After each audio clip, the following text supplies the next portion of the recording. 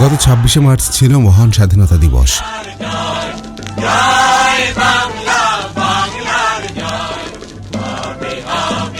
১৯৭১ সালের এই দিনে জাতির পিতা বঙ্গবন্ধুর নির্দেশে বীর বাঙালি পাকিস্তানি হানাদার বাহিনীর বিরুদ্ধে সশস্ত্র সংগ্রামে ঝাঁপিয়ে পড়ে।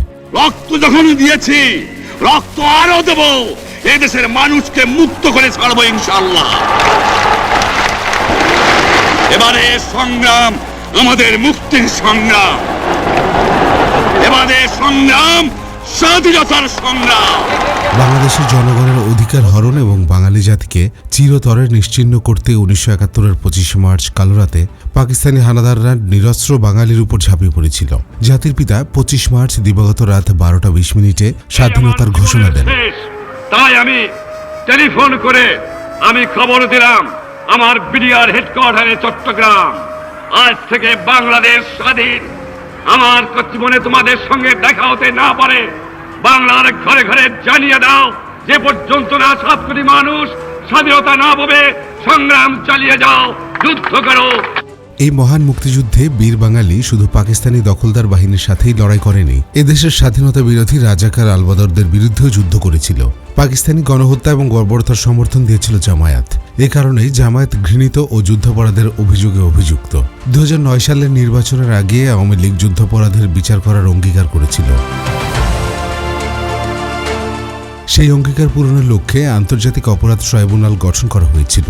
শুরু হয়েছিল বহুল কাঙ্ক্ষিত যুদ্ধাপরাধীদের বিচার। এই বিচারে ৭১-এর নরঘাতক গোলাম আজম, মতিউর রহমান নিজামী, আলী হাসান মুজাহিদ, সালাউদ্দিন কাদের চৌধুরী, মীর কাসেম, কাদের মোল্লা, দেলোয়ার হোসেন সাইদি সহ চিহ্নিত যুদ্ধাপরাধীদের বিচার সম্পন্ন হয়। এমনকি এক যুদ্ধাপরাধী হল এটিএম আজহারুল ইসলাম। মুক্তিযুদ্ধের সময় মানবতা বিরোধী অপরাধের মামলায় ২০১৪ সালের ৩০ ডিসেম্বর আজহারুল ইসলামকে মৃত্যুদণ্ড দিয়েছিল আন্তর্জাতিক অপরাধ ট্রাইব্যুনাল। ২০১৯ সালে জামায়াতের সাবেক সহকারী সেক্রেটারি জেনারেল, ৭১-এর ইসলামী ছাত্র সংঘের জেলা কমিটির সভাপতি ও আলবদর বাহিনীর রংপুর শাখার কমান্ডার এটিএম আজহারুল ইসলামের ফাঁসির আদেশ বহাল রেখেছিল আপিল বিভাগও। মুক্তিযুদ্ধের সময় মানবতা বিরোধী অপরাধের দায়ে মৃত্যুদণ্ডপ্রাপ্ত জামাত নেতা এটিএম আজহারুল ইসলামের মৃত্যুদণ্ড বহাল রেখেছে আপিল বিভাগ। মুক্তিযুদ্ধকালীন রংপুর অঞ্চলে ত্রাস ছিল আজহার।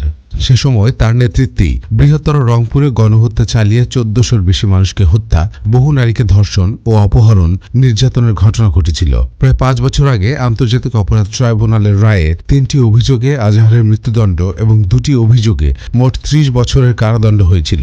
আপিলের রায়েও রংপুর অঞ্চলে গণহত্যা ও হত্যার ৩ ঘটনায় তার মৃত্যুদণ্ড সংখ্যাগরিষ্ঠ বিচারকের মতের ভিত্তিতে বহাল থাকে। পরবর্তীতে ২০২০ সালের ১৯ জুলাই তিনি রিভিউ আবেদন করেন, যেখানে ১৪টি যুক্তি তুলে ধরা হয়। কিন্তু ২০২৪ সালের ৫ আগস্টের পর সবকিছু পাল্টে যায়। যুদ্ধ অপরাধীদের দল জামায়াত ক্ষমতাবান হয়ে যায়। রিভিউ আবেদনের শুনানি শেষে এই স্বীকৃত যুদ্ধ অপরাধীকে খালাস দেওয়া হয়। যুদ্ধ অপরাধের মামলায় মৃত্যুদণ্ড থেকে খালাস পাওয়ার পর আজ মুক্তি পাচ্ছেন জামাত নেতা এটিএম আজহারুল ইসলাম। গত ১২ ফেব্রুয়ারি নির্বাচনে আজহার রংপুরের একটি আসন থেকে নির্বাচিত হয়েছিলেন।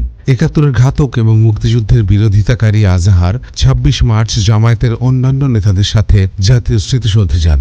এ নিয়ে সামাজিক যোগাযোগ মাধ্যমে চলছে তুমুল সমালোচনা। একজন চিহ্নিত যুদ্ধ অপরাধী কিভাবে ৩০ লাখ শহীদের রক্তে রঞ্জিত স্মৃতিসৌধে যায়, এই প্রশ্ন তুলেছেন মুক্তিযোদ্ধারা।